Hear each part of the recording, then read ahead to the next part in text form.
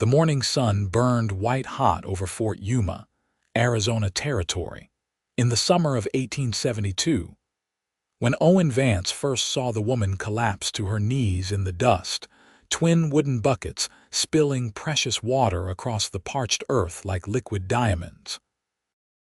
He had been walking his horse toward the trading post when the sight stopped him cold, his weathered boots grinding to a halt as he watched her struggle to push herself upright, her thin cotton dress clinging to her frame with sweat and exhaustion. Owen was not a man given to intrusion into the affairs of others. 28 years of hard living in the mountains and wilderness had taught him that survival often meant minding your own business and keeping your head down.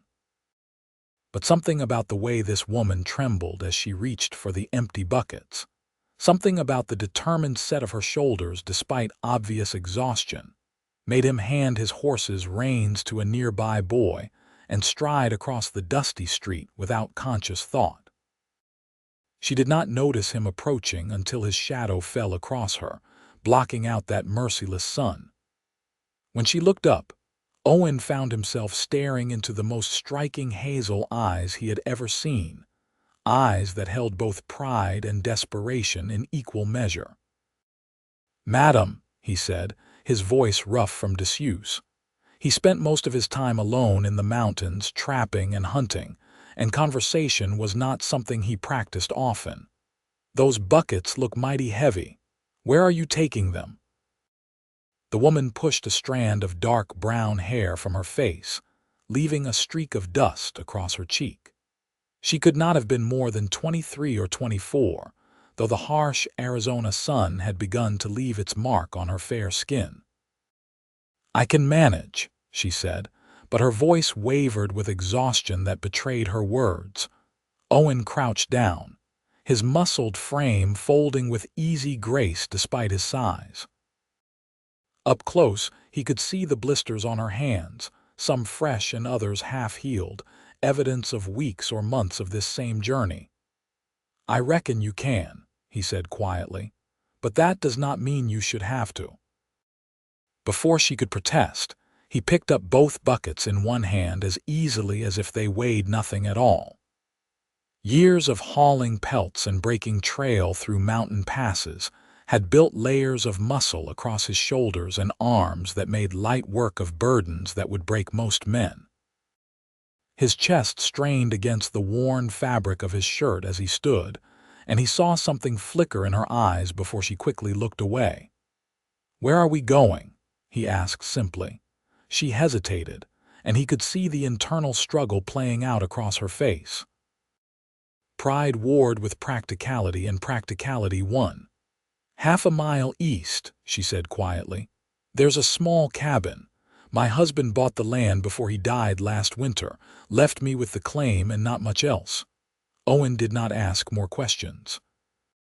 He simply waited for her to lead the way, and after a moment she did. They walked in silence through the brutal heat, leaving the small cluster of buildings that made up Fort Yuma behind them. The landscape here was unforgiving, all sand and scrub and rocks that seemed to radiate heat like a stove. In the distance, the Colorado River moved slow and muddy, but it might as well have been a mile away for all the good it did this woman. "I am Willa Morgan," she said finally, breaking the silence. "I appreciate the help, Mr. Vance, Owen Vance." He shifted the buckets to his other hand without breaking stride. "How long have you been hauling water from town?" "3 months, Willa admitted. "Since the spring. There's a well in Fort Yuma that the Army lets folks use, but as you can see, it's quite a distance." Owen did some quick calculation in his head. 3 months of this, multiple trips a day in this heat, and she was still alive. The woman had more strength than most men he knew, even if her body was near its breaking point. "Why not dig a well closer?" Willa laughed, but there was no humor in it. "Do you know how much it costs to have a well dug? The men in town quoted me $200. I have maybe 30 to my name, and that has to last until I can get a crop in next year." They walked on, and Owen found his mind working through problems the way it always did in the wilderness. Where most men saw obstacles, he saw solutions waiting to be implemented.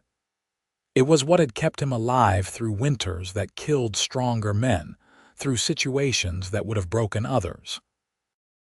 His mind was already measuring the land they crossed, noting the subtle dips and rises that might indicate underground water sources. The cabin, when they reached it, was barely worthy of the name. 4 walls of rough timber with gaps that would let in both cold and heat, a roof that looked like it leaked in at least 3 places, and a single room that could not have been more than 12 feet square. But Willa had made what she could of it. There was a small garden plot beside the cabin, the vegetables struggling in the heat, but still alive. Curtains hung in the single window, and someone had swept the area around the door clear of debris. Owen set the buckets down carefully beside the door, mindful not to slosh any of the precious water. "Your husband," he said carefully. "What did he die from?" "Fever," Willa said quietly.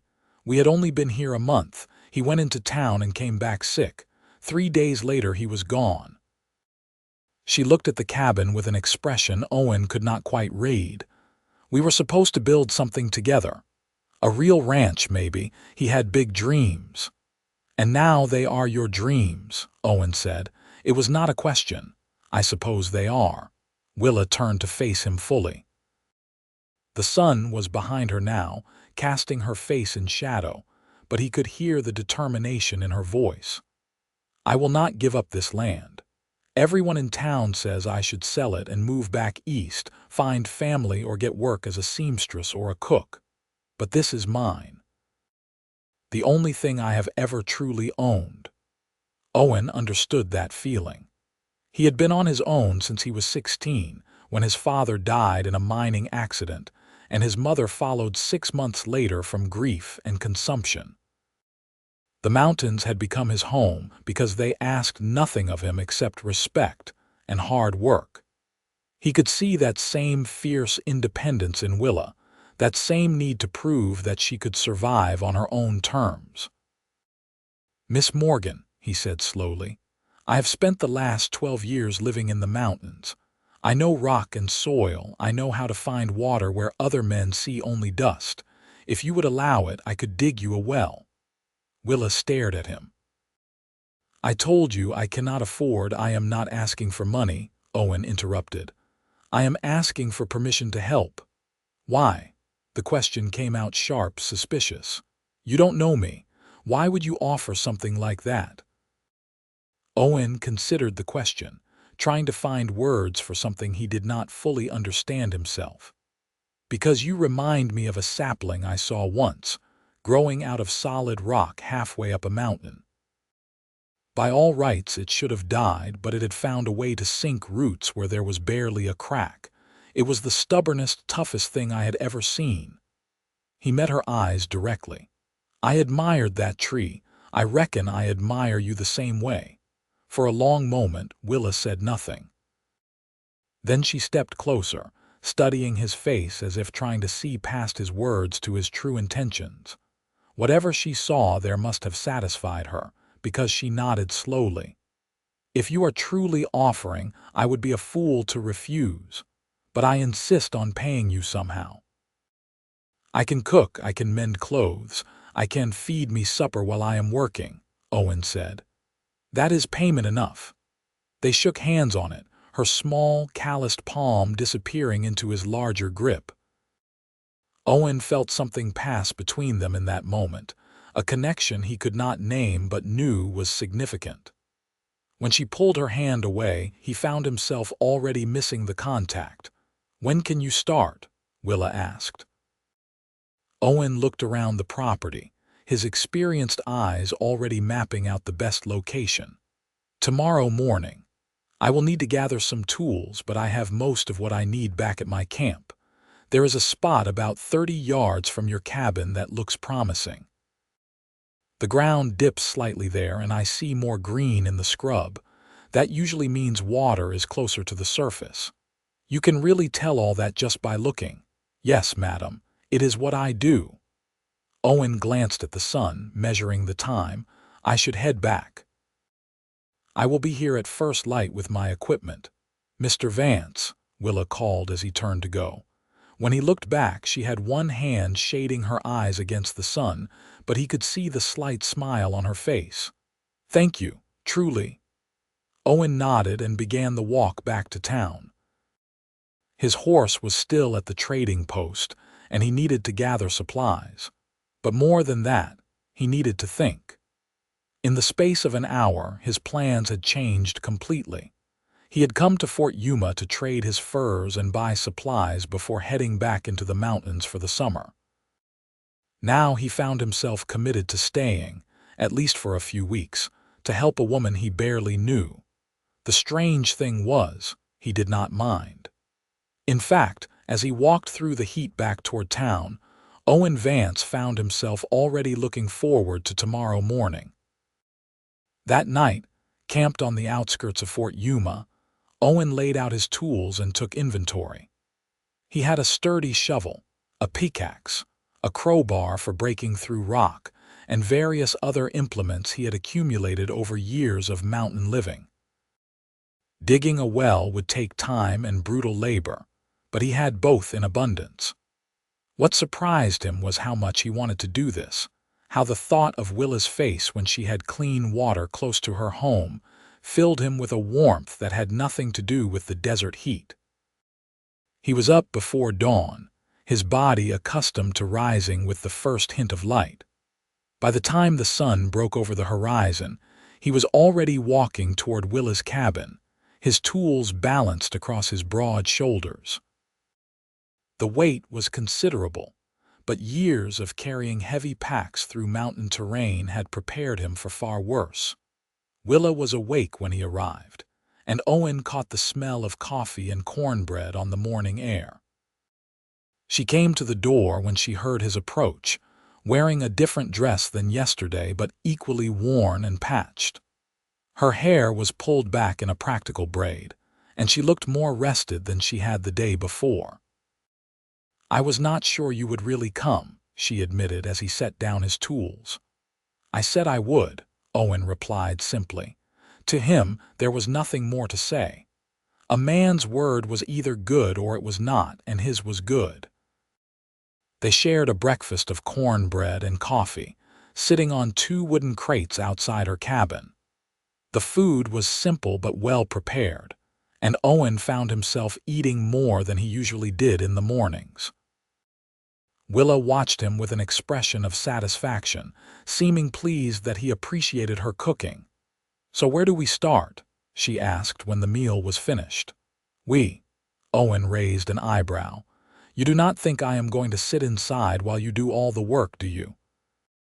I may not have your strength, but I can haul dirt and hand you tools. Her tone made it clear this was not up for discussion. Owen found himself almost smiling, an expression that felt strange on his face. Yes, madam. In that case, let us take a walk around your property. I want to do this right, which means finding the best spot before we start digging. They spent the next hour walking the perimeter of Willa's land. Owen would stop periodically, crouch down, and examine the soil. Sometimes he would dig a small hole with his hands, feeling the earth and testing its composition. Willa followed, asking questions about what he was looking for, and Owen found himself enjoying the role of teacher. Here, he said finally, standing in a spot about 40 yards from her cabin. This is where we will dig. How do you know? Willa asked, crouching beside him to look at the ground that appeared no different from anywhere else. See those bushes over there? They are greener than the others, which means their roots are reaching water. The ground here has more clay in it, see how it clumps. He handed her a piece of dirt, and she rubbed it between her fingers, nodding. Clay often forms above bedrock, and water collects there. We will still have to dig deep, maybe 30 or 40 feet, but there is water here. I am certain of it. 30 or 40 feet, Willa looked daunted. How long will that take, with 2 of us working? Maybe 3 weeks if we are lucky and do not hit too much rock. Owen stood, brushing dirt from his hands. It will not be easy, but I have never walked away from a difficult job yet. They started that very morning. Owen marked out a circle about 4 feet in diameter and then began to dig. The first few feet went quickly, the soil dry and sandy. But by midday, as the sun climbed toward its zenith and the heat became oppressive, the work had become much harder.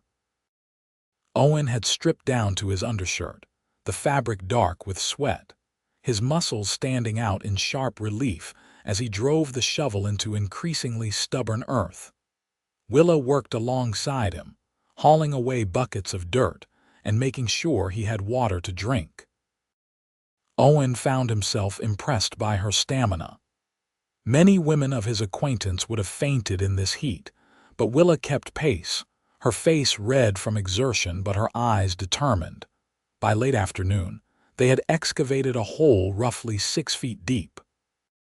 Owen climbed out, his entire body aching in that good way that came from honest labor.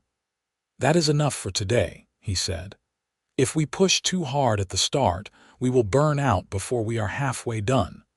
"You are probably right," Willa agreed, though he could see the reluctance in her expression. Now that the project had begun, she wanted it finished immediately. He understood the feeling. They ate supper together as the sun set, a simple meal of beans and bacon that Willa cooked over her small fire. As they ate, Owen found himself telling her about his life in the mountains, about tracking animals through snow and the particular silence that came with winter in high elevations. Willa listened intently, asking questions that showed she was genuinely interested rather than merely being polite. In turn, she told him about her life before Arizona. She had grown up in Missouri, the daughter of a schoolteacher and a seamstress. She had met her husband, Thomas Morgan, at a church social when she was 18. He had been 21 and full of dreams about making a fortune in the Western Territories. They had married within 6 months and headed west a year later. "I loved him," Willa said quietly, staring into the fire. "But I do not know if we would have made each other happy in the long run. He was always chasing the next opportunity, the next big chance. We never stayed anywhere long enough to build anything real." "Until here," Owen observed. "Until here," Willa agreed. "This was supposed to be where we finally stopped moving, where we built something that would last." She looked up at Owen, the firelight reflecting in her eyes. "And I still plan to do that, even if I have to do it alone." "You are not alone," Owen said, the words coming out before he had consciously decided to speak them. "Not for the next few weeks, at least." Something passed between them in that moment, an understanding that went beyond words. Willa smiled, and for the first time since he had met her, it was a smile that reached her eyes and transformed her whole face. Owen felt his heart do something strange in his chest, a sensation he had not experienced in more years than he could count. The next days fell into a rhythm. Owen would arrive at dawn, they would share a quick breakfast, and then they would descend into the growing hole that would become Willa's well. As they dug deeper, the work became more technical. Owen had to shore up the walls with timber to prevent cave-ins, had to devise a system of ropes and buckets for hauling dirt out of the increasingly deep shaft. Willa proved to be an excellent assistant. She learned quickly, anticipated what he would need before he asked for it, and never complained about the endless labor. They worked well together, developing a silent communication that made the work flow smoothly. When Owen needed the pickaxe, Willa would hand it to him without him having to ask. When she needed help lifting a particularly heavy load of dirt, he would be there to take the weight. As they worked, they talked. Owen found himself sharing stories he had never told anyone, about close calls with bears and mountain lions, about the time he had been snowed in for 3 weeks with nothing but dried meat and melted snow. Willa matched him story for story, telling him about the journey west, about river crossings and dust storms and the constant fear that had been her companion on the trail. "Were you afraid when your husband died?" Owen asked one afternoon as they took a break from digging. They were 15 feet down now, and the work was becoming more difficult as they encountered layers of hard-packed clay. "Terrified," Willa admitted. "I had never been alone like that. I did not know if I could survive by myself. But then I realized that I had two choices. I could give up and go back east with nothing, or I could stay and fight for what was mine. The choice was easier than I expected." Owen nodded, understanding completely. "The mountains taught me the same lesson. Either you adapt and survive, or you do not. There is no middle ground." "Is that why you spend so much time alone?" Willa asked. "Because it is easier than dealing with people." The question was more perceptive than Owen had expected, and he took a moment to consider his answer. "Maybe," he said finally. "People are complicated. They say one thing and mean another. They make promises they do not keep. Animals and mountains are honest. They do not pretend to be something they are not." "That sounds lonely," Willa said softly. Owen met her eyes, surprised by the sympathy he saw there. "It has been," he admitted, "though lately less so. 2 weeks into the project they hit water." It was late afternoon, and Owen was nearly 30 feet down in the shaft, working by the light of a lantern that Willa lowered to him on a rope. He drove his shovel into the ground and felt it punch through into nothing, and suddenly water was seeping up around his boots, cold and clear and beautiful. "Willa," he shouted up. "We have water." Her face appeared at the top of the shaft, backlit by the setting sun. "Truly, truly." Owen could not keep the triumph out of his voice. "Lower the bucket. I will send up a sample." He filled the bucket with the clear water that was now flowing steadily into the bottom of the well, and Willa hauled it up. When it reached the top, he heard her let out a cry of joy that made him grin despite his exhaustion. A moment later, she lowered the bucket back down, and when it reached him, there was a cup tied to the handle. Owen dipped the cup into the fresh water and drank deeply. It was cold and clean, with none of the muddy taste of the river water or the metallic tang of the town well. This was pure water, filtered through layers of sand and stone, and it was the best thing he had tasted in recent memory. "How is it?" Willa called down. "Perfect," Owen called back. "Now help me get out of here so we can celebrate properly." It took some effort to climb out of the 30-foot shaft, even with the rope ladder he had rigged earlier. By the time Owen emerged, his arms were shaking with fatigue, and his clothes were soaked with both sweat and well water. But none of that mattered because Willa was standing there with tears running down her face, the biggest smile he had ever seen lighting up her features. "We did it," she said, her voice choked with emotion. "Owen, we actually did it." "You did it," Owen corrected. "I just helped with the digging." "No," Willa said firmly. She reached out and took his hand, seemingly not caring that it was dirty and calloused. "We did it together. I could never have done this alone." They stood there for a long moment, hands clasped, just looking at each other.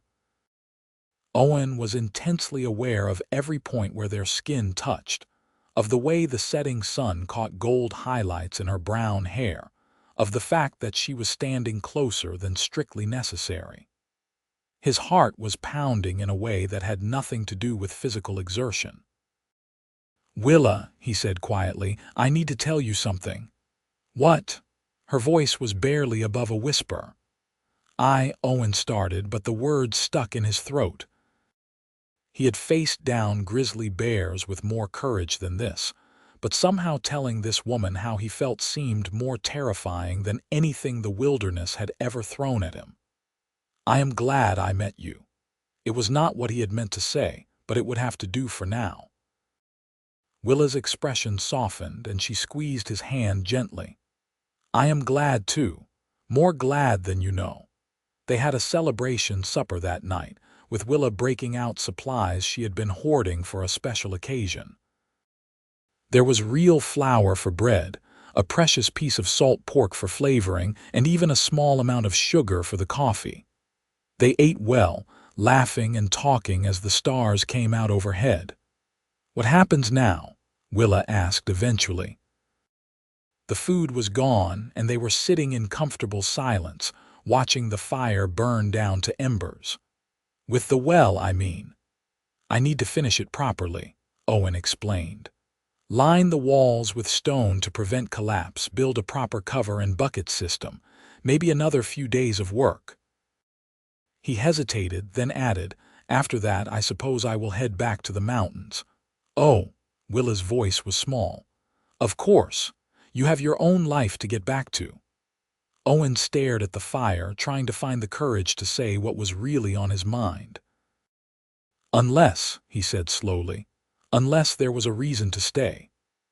"What kind of reason?" Willa asked, and when Owen looked at her, he saw that she was watching him intently, her hazel eyes reflecting the firelight. "The kind where a man might think about settling down," Owen said carefully. "About building something permanent, instead of just wandering from place to place. The kind where he might have found someone who makes him want to stay in one spot for a while." Willa was quiet for so long that Owen began to fear he had overstepped, had misread the connection he felt growing between them. But then she spoke, her voice steady despite the emotion he could hear beneath the words. "I would like that. I would like that very much." Owen felt something tight in his chest loosen. "I do not have much to offer," he said honestly.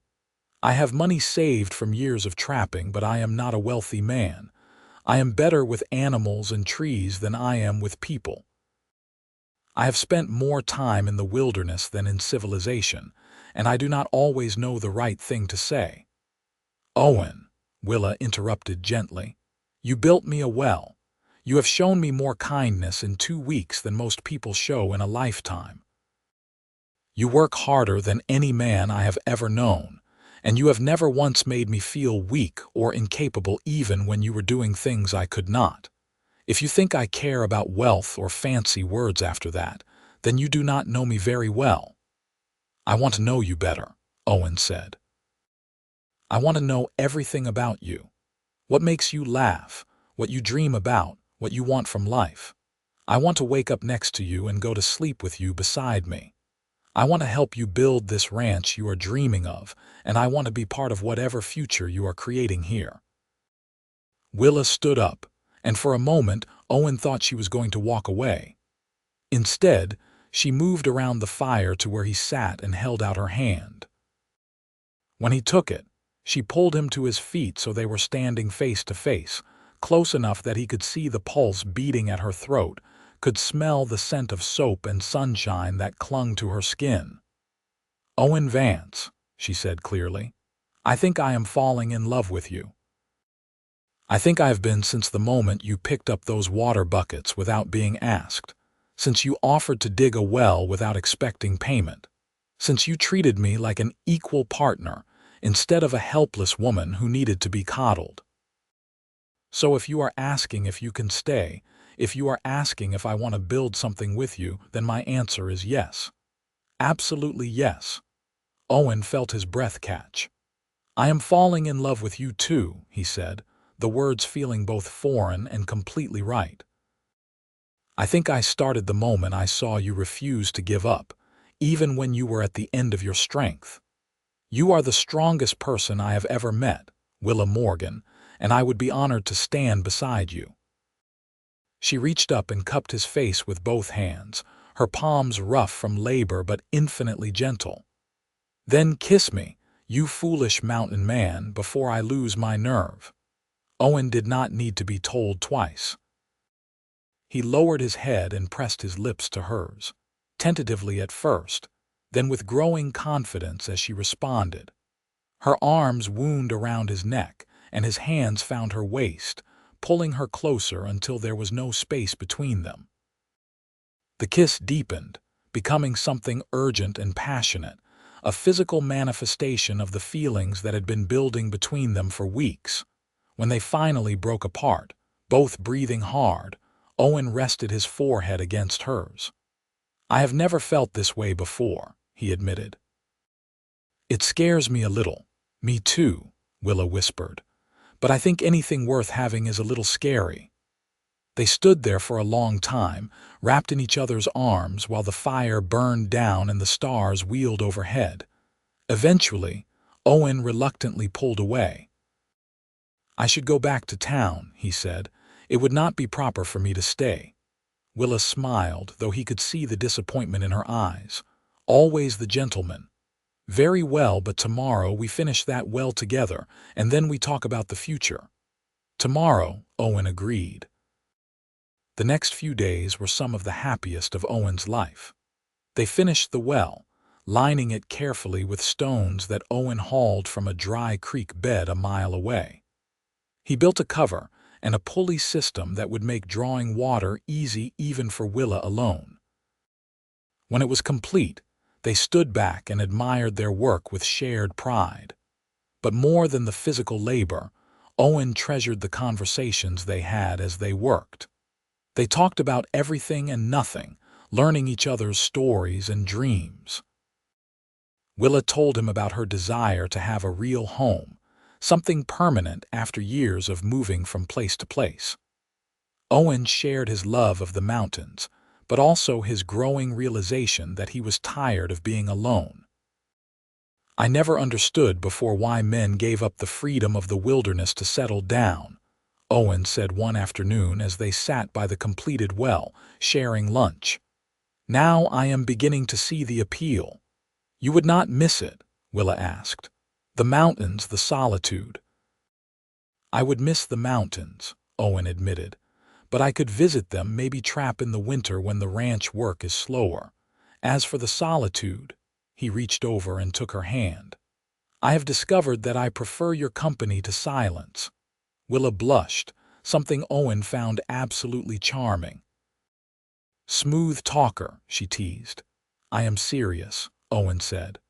"Willa, I know we have not known each other long, but I am sure about this, about us. If you will have me, I want to stay. I want to help you build this ranch, and I want to build a life with you. Are you proposing?" Willa asked, her voice teasing but her eyes serious. Owen stood up, brushing dust from his pants. Then, to Willa's obvious surprise, he lowered himself to one knee. "I suppose I am," he said. "I do not have a ring, and this is not very romantic, but yes. Willa Morgan, will you marry me?" For a moment, Willa just stared at him. Then she laughed, a sound of pure joy, and launched herself at him. Owen caught her, standing up and swinging her around as she peppered his face with kisses. "Yes," she said between kisses. "Yes, yes, yes." They were married 3 weeks later in Fort Yuma, with the army chaplain officiating and half the town in attendance. Word had spread about the mountain man who had dug a well for the widow woman, and public opinion had shifted from skepticism to romance. People loved a good love story, and Owen and Willa's courtship had all the elements of a tale worth telling. Willa wore a simple dress that she had sewn herself, white cotton with blue embroidery at the collar and cuffs. She had no family present, but several of the women from town had helped her prepare, doing her hair and lending her various items for luck. Owen wore new clothes purchased specially for the occasion, though he felt stiff and uncomfortable in the collar and tie. But when he saw Willa walking toward him, all discomfort faded, replaced by sheer wonder that this remarkable woman had agreed to be his wife. The ceremony was brief, as was appropriate for a frontier wedding. They exchanged vows in clear, strong voices, promising to love and honor each other for as long as they both lived. When the chaplain pronounced them man and wife, Owen kissed Willa with a passion that made several of the older ladies fan themselves and smile knowingly. The celebration afterward was simple but heartfelt. The town had pitched in for a small feast, and there was even a fiddle player who provided music for dancing. Owen, who had never danced in his life, allowed Willa to teach him the basic steps, stomping on her feet only twice and making her laugh with his concentration. As the sun set and the party began to wind down, Owen and Willa slipped away, walking hand in hand back to what was now their shared home. Owen had spent the last week making improvements to the cabin, patching the roof, filling gaps in the walls, and building a proper bed frame to replace the simple cot Willa had been sleeping on. "It is not much," he said as they approached the cabin in the twilight. "But I promise I will build you something better, a real house with multiple rooms and a proper kitchen." "Owen," Willa said, stopping and turning to face him, "I do not care about the house, I care about you. This cabin is already more of a home than I have had in years, because you are here with me." Owen pulled her close, marveling at how perfectly she fit against his chest. "I love you," he said, the words coming easier now with practice. "I am going to spend the rest of my life making sure you never regret choosing me." "I could never regret this," Willa said. She pulled back just enough to look up at him, and in her eyes, he saw his own feelings reflected back at him. "You are the best thing that has ever happened to me, Owen Vance." They went inside together, closing the door on the outside world. Whatever challenges lay ahead, they would face them together. The first year of their marriage was one of hard work and slow progress. Owen threw himself into improving their land with the same determination he had brought to digging the well. He built a proper chicken coop and traded for 6 hens that would provide eggs. He expanded Willa's garden, using techniques he had learned from mountain tribes to maximize water efficiency in the harsh desert climate. He built a larger barn for the horses they acquired, sturdy animals that would be essential for any ranching operation. Willa was equally industrious. She planted a more extensive vegetable garden, tended the chickens with devoted care, and began making plans for the future. Together, they decided to focus on raising cattle, a risky venture in Arizona territory, but one that could pay off handsomely if they were successful. Owen used most of his savings to purchase a small herd of 20 cattle, a mixture of cows and a good bull that would form the foundation of their ranch. The work was endless and often backbreaking, but Owen had never been happier. After years of solitary existence, having a partner who worked alongside him, who shared his dreams and his bed, was a revelation. They fell into easy rhythms, dividing labor according to their strengths. Owen handled the heavy construction and the cattle, while Willa managed the garden and the household. But there was always overlap, always a willingness to help where needed. Their nearest neighbors were 5 miles away, a family named Douglas who had been homesteading for 3 years. The friendship that developed between the two households was vital in those early days. The Douglases helped Owen learn the particulars of raising cattle in the desert, while Willa and Mrs. Douglas traded seeds, recipes, and companionship that made the isolation more bearable. As the months passed, Owen found himself changing in ways he had not anticipated.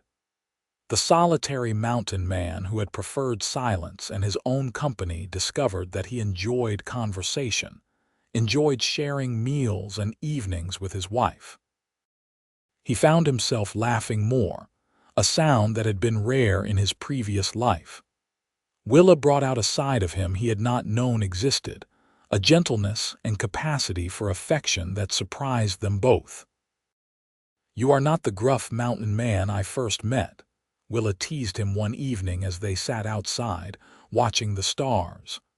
"I am beginning to suspect you might actually be a soft-hearted romantic." "Do not let that rumor spread," Owen said, pulling her closer. "I have a reputation to maintain." "Too late," Willa said. "Everyone in Fort Yuma already knows that you are completely devoted to your wife, Your reputation as a tough loner is thoroughly destroyed." "Then it is a good thing I do not care what people think," Owen said. He kissed her temple, breathing in the scent of her hair. "As long as you know the truth, that is all that matters."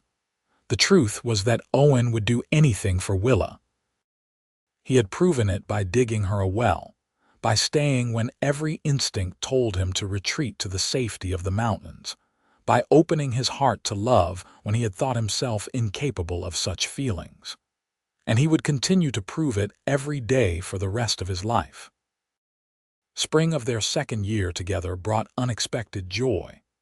Willa had been feeling unwell for a few weeks, tired and queasy in the mornings.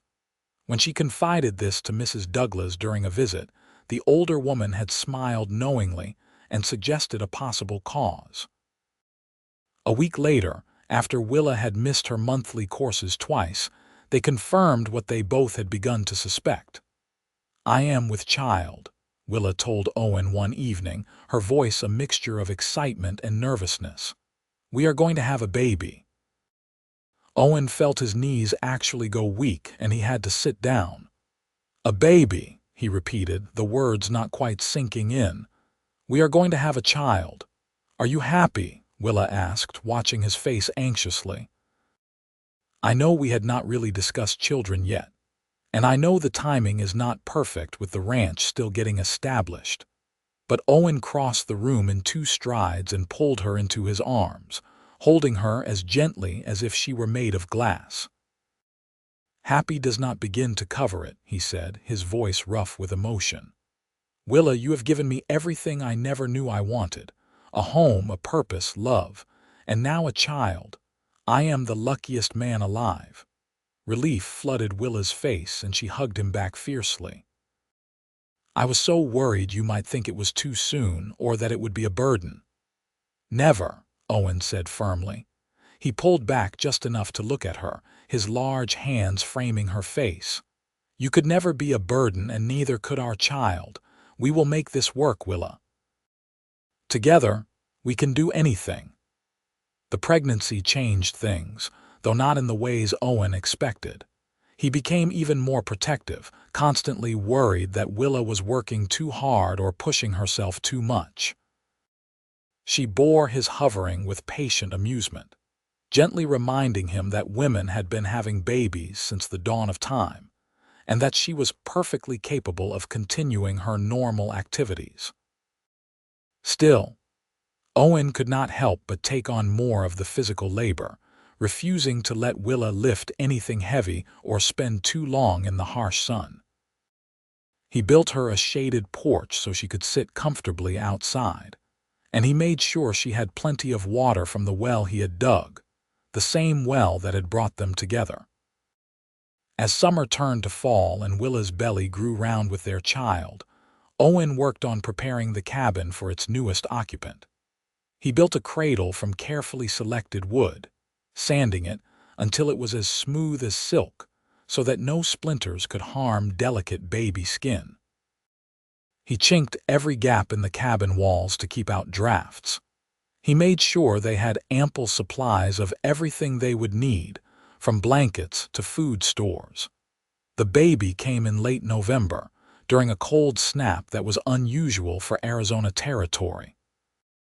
Labor started in the early morning hours, and Owen rode hard to fetch Mrs. Douglas, who had agreed to serve as midwife. The next 12 hours were the longest of Owen's life. He paced outside the cabin while Willa labored inside, attended by Mrs. Douglas and 2 other women from nearby homesteads who had come to help.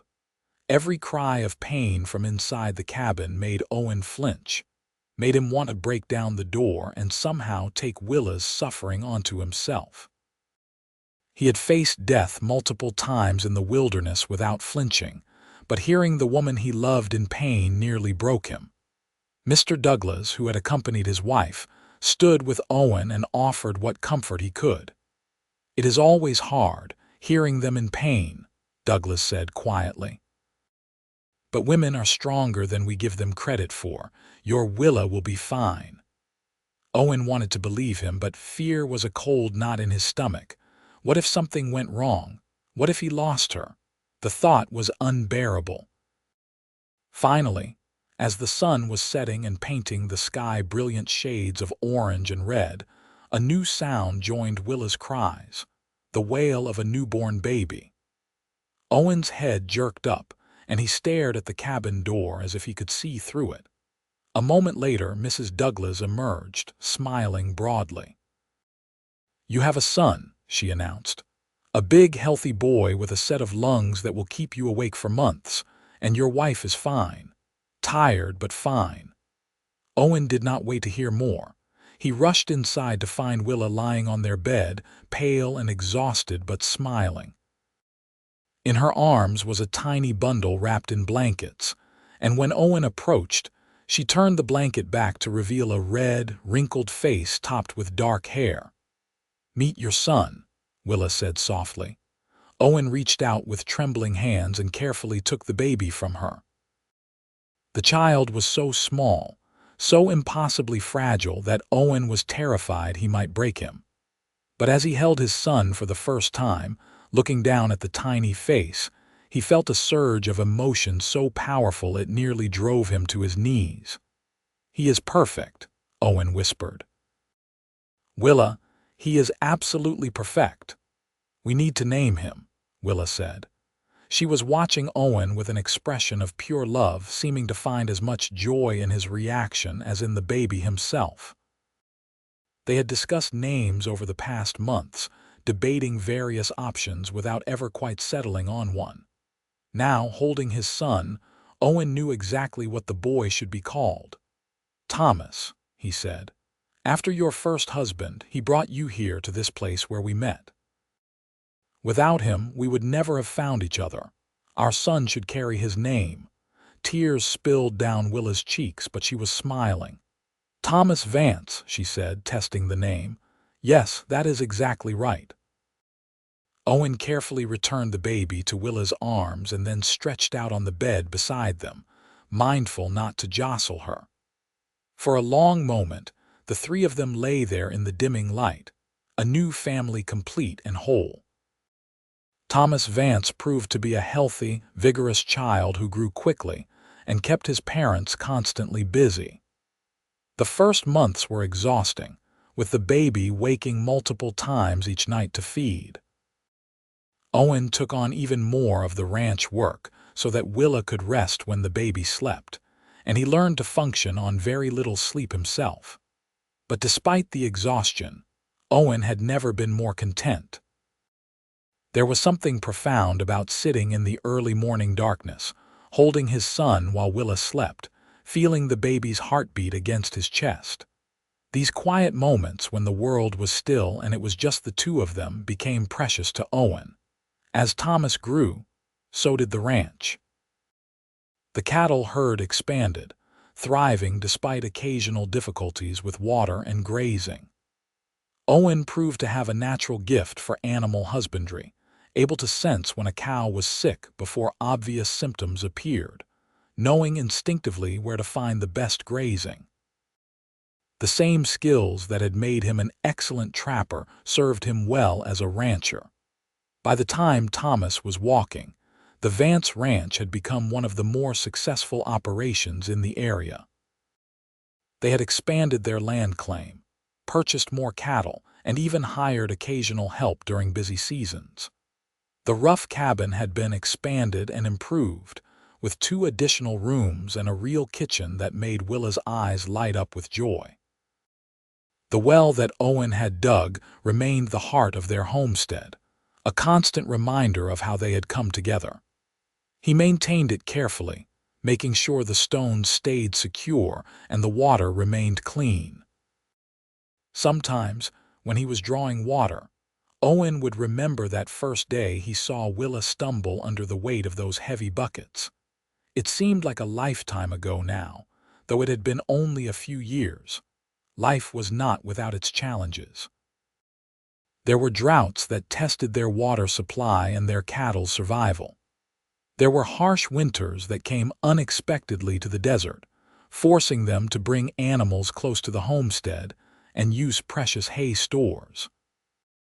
There were injuries and illnesses, the constant worry about money and survival that was part of frontier life. But through it all, Owen and Willa faced everything together. When times were hard, they supported each other. When times were good, they celebrated together. Their love, which had bloomed so quickly in the Arizona heat, had deepened into something unshakable, a partnership that went beyond mere romance. Thomas grew into a sturdy little boy with his mother's hazel eyes and his father's dark hair. He toddled after Owen around the ranch, already showing signs of his father's affinity for animals. The cattle did not spook when Thomas approached, and the horses tolerated his clumsy petting with unusual patience. Owen watched his son with pride and amazement, marveling at this small person they had created. When Thomas was 2 years old, Willa became pregnant again. This time, the news came with less surprise but equal joy. They had talked about wanting more children, about building a family that would carry on what they had started here. The second pregnancy was easier in some ways, harder in others. Willa knew what to expect this time, but she also had a toddler to care for while her body grew heavy with another child. Owen did what he could to help, but there were limits to what even his considerable strength and determination could accomplish. Their daughter was born on a spring morning when the desert was briefly transformed by wildflowers. The birth was quicker than Thomas's had been, and by the time Mrs. Douglas arrived to help, the baby was nearly there. Owen was present for this birth, holding Willa's hand and offering what support he could. Watching his daughter enter the world was an experience he would never forget. They named her Sarah, after Willa's mother, who had passed away years before. Sarah Vance was smaller than her brother had been, with wisps of blonde hair that surprised them both. She had Owen's blue eyes and Willa's stubborn chin, and from the first day, she made it clear that she would not be ignored or overlooked. With 2 children, life became even more complex and demanding. But it also became richer, fuller, filled with moments of joy that Owen had never imagined possible in his solitary mountain days. Thomas teaching Sarah to walk, the 2 children playing together in the shade of the porch, family meals where everyone talked over each other in their eagerness to share the day's events. These were the moments that made all the hard work worthwhile. As the years passed, the Vance ranch continued to grow. Owen and Willa worked as hard as ever, but now they were working toward a legacy, something that would outlast them both. They expanded their cattle operation, purchased more land, and began to establish themselves as a respected family in the region. Thomas and Sarah grew up strong and healthy, tanned by the desert sun and toughened by frontier life. Thomas showed every sign of following in his father's footsteps, already helping with the cattle by the time he was 8. Sarah, meanwhile, proved to have her mother's head for business, able to calculate numbers and manage accounts with impressive speed. Owen, now in his late 30s, had changed from the solitary mountain man he had once been. His hair was longer now, touched with gray at the temples, and his body carried the marks of years of hard labor. But he was happy in a way he had never been before. Every morning he woke next to the woman he loved. Every day he worked alongside his family to build something meaningful. Every night he went to bed knowing that he was exactly where he belonged. Willa, too, had changed. The desperate young widow he had first met had transformed into a confident, capable woman who managed their household and contributed equally to their ranch's success. She still worked hard, but now she had help and resources. More importantly, she had a partner who valued her opinions and treated her as an equal. On their 10th wedding anniversary, Owen surprised Willa with a gift he had been working on in secret for months. He led her outside after the children were in bed. And there, beside the original cabin, stood a new house. It was not large by city standards, but by frontier standards.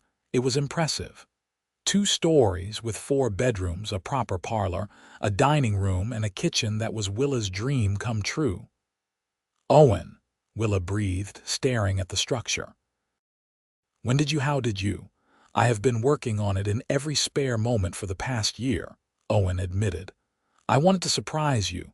I know I promised you a real house on our wedding day, and I am sorry it took so long." "Sorry." Willa turned to him with tears streaming down her face. "Owen, this is the most wonderful thing anyone has ever done for me. Well, except for the well." They both laughed at that, remembering how it had all started. The well still stood, still provided water for their home and livestock, but it was more than just a source of water. It was a symbol of everything they had built together, of Owen's willingness to labor for Willa's benefit without expecting anything in return. "The well," Owen said thoughtfully, pulling Willa into his arms. "That was the day everything changed for me.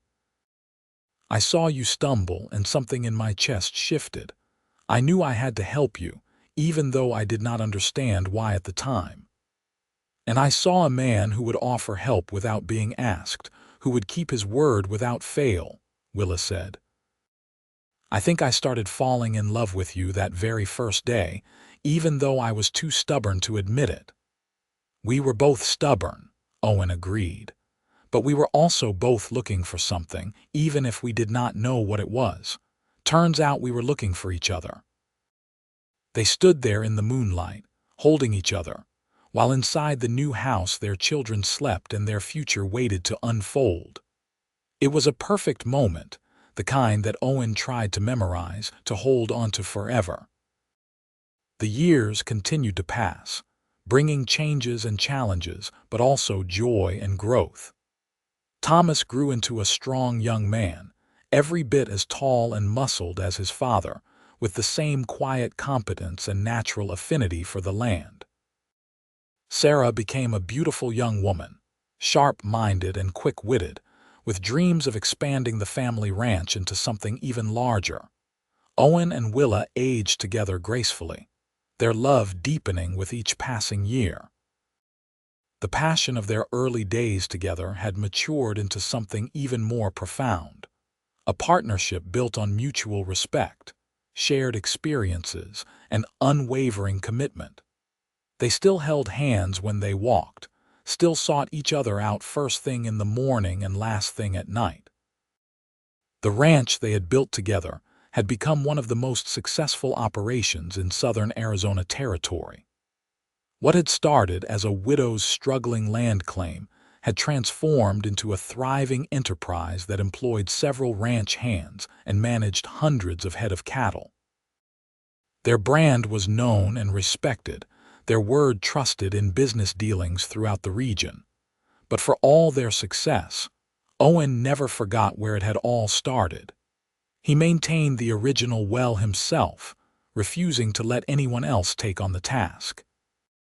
Every time he drew water from those depths, he remembered the day he had first seen Willa, remembered the decision to help her that had changed his entire life.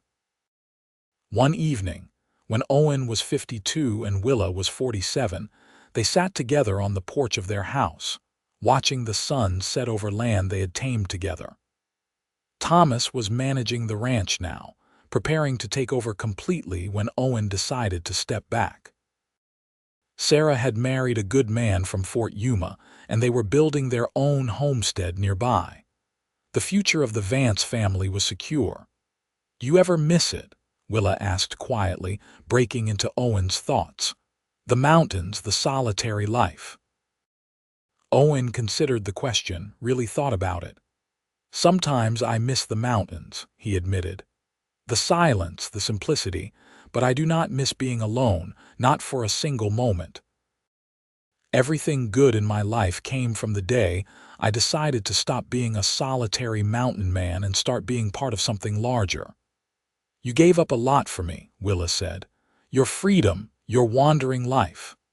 I gave up nothing, Owen corrected firmly. He took her hand, running his thumb over the calluses and scars that marked decades of hard work.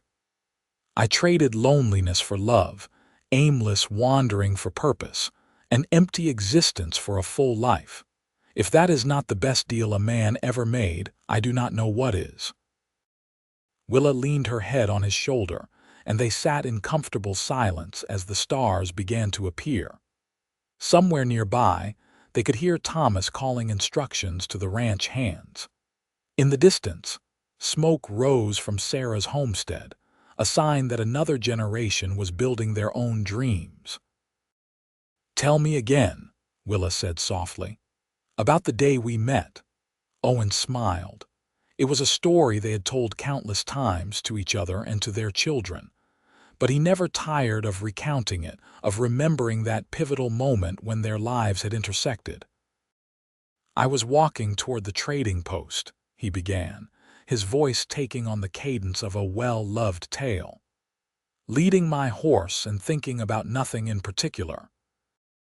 And then I saw a woman stumble under the weight of 2 heavy water buckets, watch the water spill out onto the ground like liquid diamonds in the sun.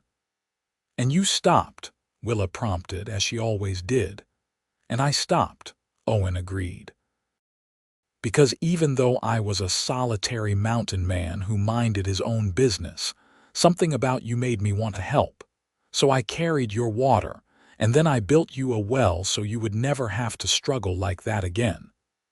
And fell in love with me in the process," Willa finished. "And fell in love with you in the process," Owen confirmed. He kissed the top of her head, breathing in the scent that had become as familiar to him as his own. "Best decision I ever made." They sat together as the night deepened around them, 2 people who had found each other against all odds in the harsh Arizona desert. The well still stood, a testament to where it had all begun. The house around them was filled with memories of the life they had built. The land stretched out in all directions, marked by their labor and their love. Owen Vance had started as a mountain man, alone and content with his solitude. But when he saw Willa Morgan stumble under those heavy buckets, when he chose to carry her water and build her a well close to her home, he had set in motion a series of events that would transform them both. From that single act of kindness had grown a love that sustained them through decades, a family that would carry on their legacy, and a partnership that proved true love could be found even in the harshest of environments. As they finally stood to head inside for the night, Owen took one last look at the well he had dug all those years ago. It still provided water for their home, still stood strong and true. Much like their marriage, it had been built with care, maintained with dedication, and had proven its worth 1,000 times over. "Thank you," Willa said as they reached the door. "For what?" Owen asked, though he thought he knew. "For seeing me that day, for helping me, for staying. For building this life with me." Willa stood on her toes and kissed him softly. "For everything." Owen wrapped his arms around his wife, holding her close as he had done countless times over the past 25 years. "The pleasure has been all mine," he said honestly. "Every single day, the pleasure has been all mine." They went inside together, closing the door on another perfect day in a life filled with them. Outside, the stars shone down on the ranch they had built, on the well that had brought them together, on the legacy they would leave behind. And somewhere in the Arizona night, their love story continued, as enduring and steadfast as the land itself. The story of the mountain man who saw her stumble, who carried her water and built her a well close, had become legend in Fort Yuma. People told it as an example of how love could bloom in the unlikeliest of places, how a single act of kindness could change everything. Owen and Willa heard the stories sometimes when they went to town, heard the way their courtship had been romanticized and embellished. But the truth, they both knew, was better than any story. The truth was in the daily choosing of each other, in the work done side by side, in the laughter shared over supper, and the comfort found in the darkness. The truth was in two people who had both been lost finding their way together, building something that would last long after they were gone. And as they lay down to sleep that night, Owen's arm around Willa's waist as it had been for thousands of nights before, they both knew that they had found exactly what they had been searching for. Not wealth or fame or grand adventure, but something much simpler and infinitely more valuable. A love that would last a lifetime, built on the foundation of a well dug deep in the Arizona desert, one bucket of water at a time.